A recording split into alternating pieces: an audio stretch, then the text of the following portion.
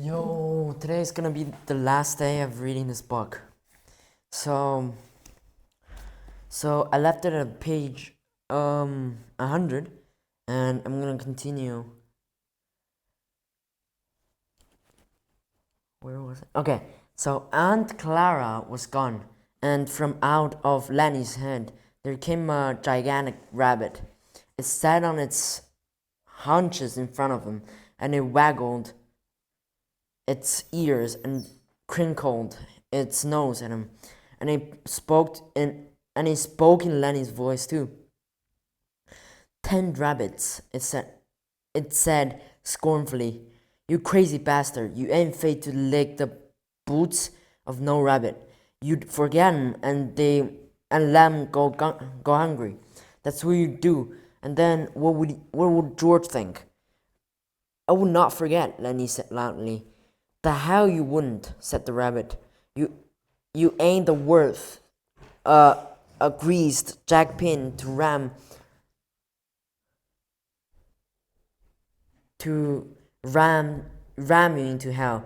Christ knows George done everything he could to jack you out of the silver.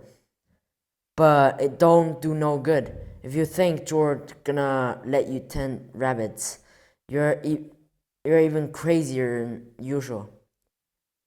He ain't. He's gonna beat the hell out of you with a stick. That's what he's gonna do.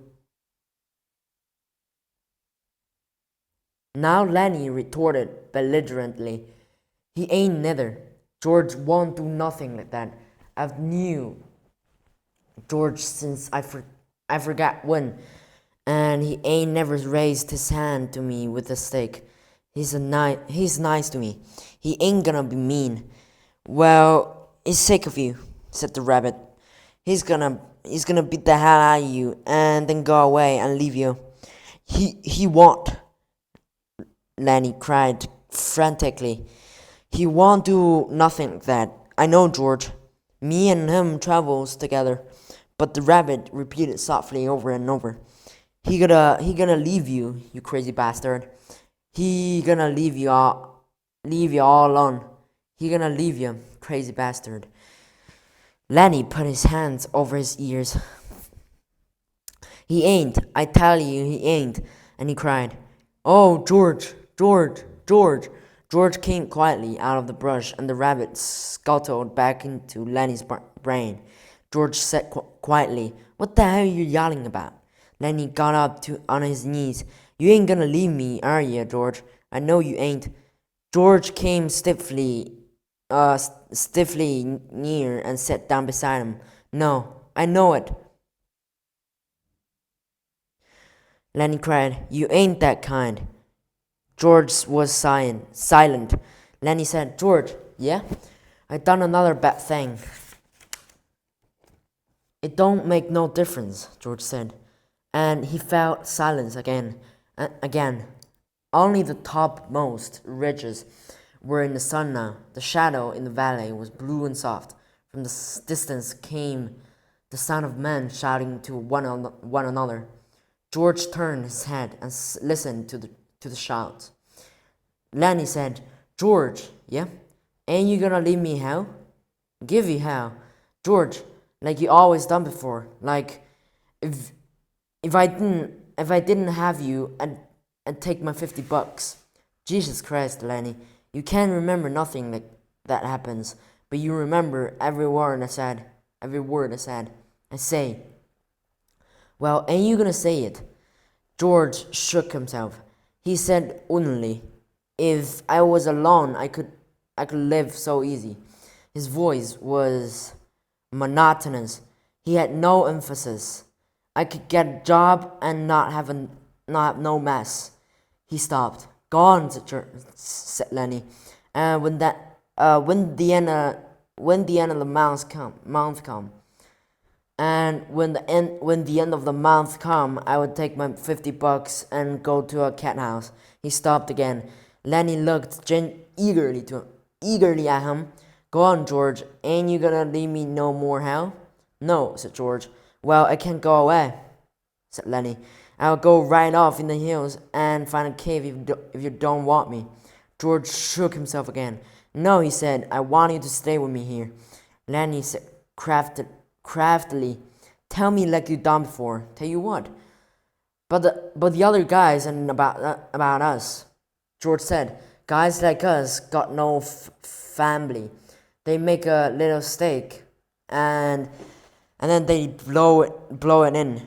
They ain't got nobody in the world that gives a hoot in hell about him. But not us, Lenny cried happily. Tell about us now. George was quiet for a moment. But not us, he said. Because I got you and I got you. We got each other. That's what. That gives a hoot in hell about us. Lenny cried in triumph. The little evening breeze blew over the clearing, and the leaves rustled, and the wind waves flowed up in the green pool, and the shouts of men sounded again. This time, much closer than before. George took off his hat. He said shakily, "Take off your hat, Lenny. The air feels fine." Lenny removed his hat dutifully and laid it on the ground in front of him. The shadow in the valley was bluer, and the evening came fast. The wind, the sound of crashing in the brush came to them. Lenny said, "Tell how it's gonna be." George had been listening to the distant sounds. For a moment he was businesslike. "Look across the river, Lenny, and I'll tell you so you can almost see it." Lenny turned his head and looked off across the pool and up the darkening slopes and gavelans. "We're gonna get a little place," George began. He reached in his side pocket and brought out Carson's lugger. He snapped off the safety, and the hand and gun lay on the ground behind Lenny's back. He looked at the back of Lenny's head and the place where the spine and skull were joined. A man's voice called from up the river, and another man answered. "Go on," said Lenny. George raised the gun, and his head shook, and he dropped his hand to the ground again. "Go on, Lenny. How's it gonna be? We're gonna get a little place." "We'll have a cow," said George, "and we'll have maybe pigs and chickens. And down the flat, we'll have a little piece of alfalfa. For the rabbits," Lenny shouted. "For the rabbits," George repeated. "And I get to tend the rabbits, and you get to tend the rabbits." Lenny giggled with happiness. "And live a fat of the land." "Yes." Lenny turned his head. "No, Lenny, look down across the river like you can almost see the place." Lenny obeyed him. George looked down at the gun. There was a crashing footsteps in the brush now. George turned and looked toward them. "Go on, George. When we gonna do it?" "Gonna do it soon. Me and you. You and me. Everybody gonna be nice to you. Ain't gonna be no more trouble. Nobody gonna hurt nobody nor steal from him." Lenny said, "I thought you was mad at me, George." "No," said George. "No, Lenny, I ain't mad. Never been mad. And I ain't now. That's the thing I want to tell you. I wanted to know." The voices came close now. George raised the gun and listened to the voices. Lenny begged, "Let's do it now. Let's get the place now." "Sure, right now. We gotta. And George raised the gun and steadied it.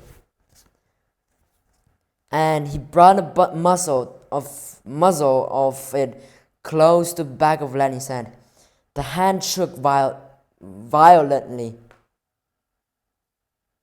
but his face set and his hand steadied. He pulled the trigger. The crash of the shot rolled up the heels and rolled down again. Lenny jarred, and then settled slowly forward to the sand, and he lay without quivering. George shivered and looked at the gun, and then he threw it from him back up the bank near the pile of old ashes. The brush seemed filled with cries and with sound of running feet. Slim's voice shouted, "George, where you at, George?" But George sat stiffly on the bank and looked at his right hand and had thrown the gun away. The group burst into the clearing, and Curly was ahead. He saw Lenny lying on the sand. Got him, by God!" He went over and looked down at Lenny, and then he looked back at George. "Right in the back of the head," he said softly. Slim came directly to George and sat down beside him, sat very close to him. "Never you mind," said Slim. "A guy got to sometimes." But Carson was standing over George. How do you do it? How do you do it?" he asked. "I just done it," George said tiredly. Did he have my gun?" "Yeah, he had your gun." "And you got it away from him, and he took it, and you killed him?" "Yeah, that's how." George's voice was almost a whisper. He looked steadily at his right hand, and he held the gun, and had held the gun. Slim twitched George's elbow. "Come on, George. Me and you go and get a drink." George let himself to be helped to his feet. "Yeah, a drink." Slim said, "You had it, George. I swear you had it. Come on with me." He led George into the entrance of the trail and up toward the highway. Curly and Carson looked after them, and Carson said, Now what the hell you suppose is eating them two guys?" Okay, the book ended. It's a nice book, even though I didn't understand like a little bit of them. And in the end, as we can see that George killed Lenny. It was a tragedy, kind of. Okay, so that's for today, and that's the end of this book. And next time, I will probably read another book, but in Spanish book, or probably English book. Most likely Spanish book, yeah. Alright, so that's for today. If you liked the video, please subscribe, and I'll see you guys in the next video. Bye.